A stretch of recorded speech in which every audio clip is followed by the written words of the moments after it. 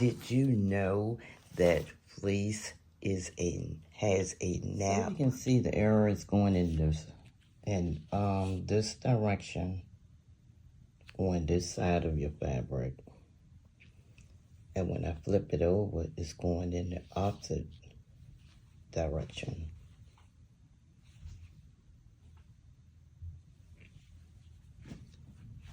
That's the purpose of this layout. So, hello. And today we're going to work with the fleece fabric. This is the layout portion of the 2054, the shorter version of the cape. Now, as you can see, it does not have pockets like the longer lengths, but I'm trying to make up my mind whether I want to insert the pockets if they're not too hard. So, did you know that fleece has a nap? So, because of that, I'm gonna lay out my fabric without a fold, making sure that all the arrows are in the same direction. And the fabric is gonna be folded crosswise. And then you turn your fabric so the arrows are going in the same direction, because you don't want to have that two-tone color cape. Let's do that. As you see, I have placed my arrows in the direction, and this is the wrong side. A question would be, how do you tell the right side of fleece from the wrong side? Stay tuned, I'll answer that question at the end. So the arrows are placed on the fabric, all down the fabric. I marked this intentionally so I can make sure the placement of the arrows when I'm finished with cutting will be in the same direction. And to do this and use this layout, you fold your fabric with right sides together crosswise. And I marked this fabric all along the edges to make sure that the arrows and the end results will be going in the same direction. So you can see the arrow is going in this direction on this side of your fabric. And when I flip it over, it's going in the opposite direction.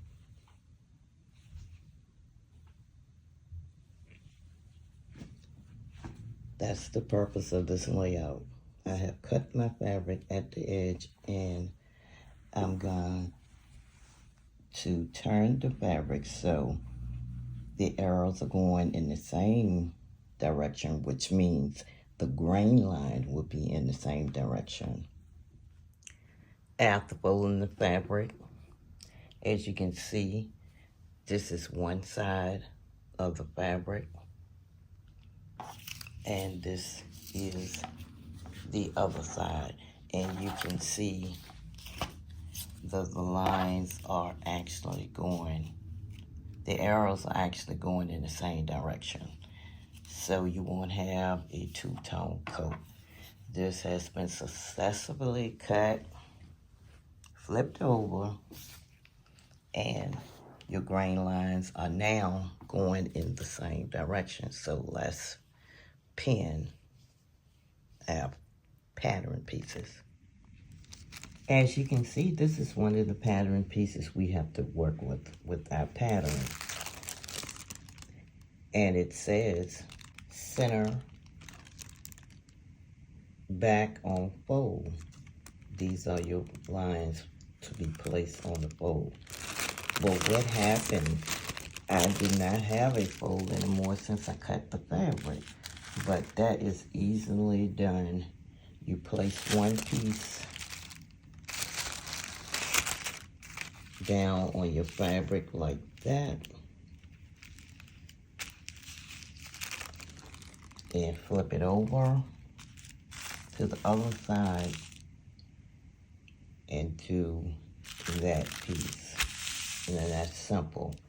And this is pattern piece number 10.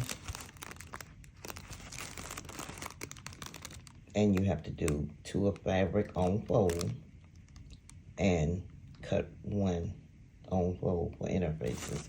So you're going to place your pattern piece down.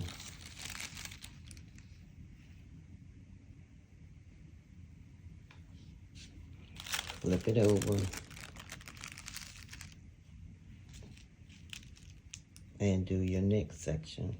You're going to outline each. See the stack of pieces that I had to cut out. I believe it was like 12 pieces, pattern pieces to cut out. And some of them you had to cut out 2 of each.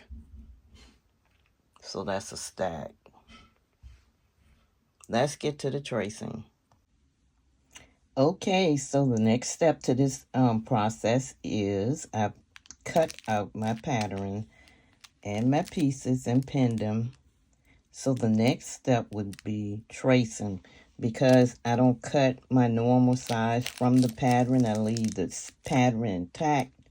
I use this artist pen and tracing paper to trace my actual size.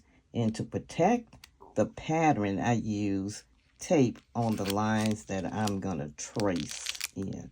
This particular piece right here, well, this cape I'm sewing, I have selected a medium size. So I went around and taped all the areas that I'm going to use to trace. Another option would be to get tracing paper, see-through paper, and trace your pattern that way and cut it out. And because of my layout that I chose, I know that each piece of fabric is on the wrong side. So I place 1 piece of my tracing paper on the bottom layer and sandwich it in between the fabric and the pattern piece. And now I'm ready to trace. So this is how it's looking after I finish tracing around where I need to trace. Remember to get all your markings, and as I speak, I see that I forgot to do my notches. So next step is to cut around where you need to cut your pattern, and don't forget the markings. Now, as you can see, I have these little markings, your circles. But on the flip side, it did not go through. Tracing this with that pen, that artist pen, it's kind of hard. It's like a cushion, and it does not penetrate to the back edge. So what I would do is just stick a pen right in that circle and mark it that way from the back, like that.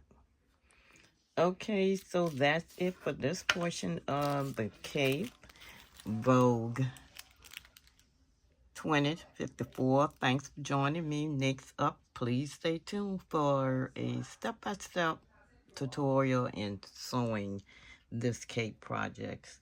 Thanks for coming. Sweet inspirations to all.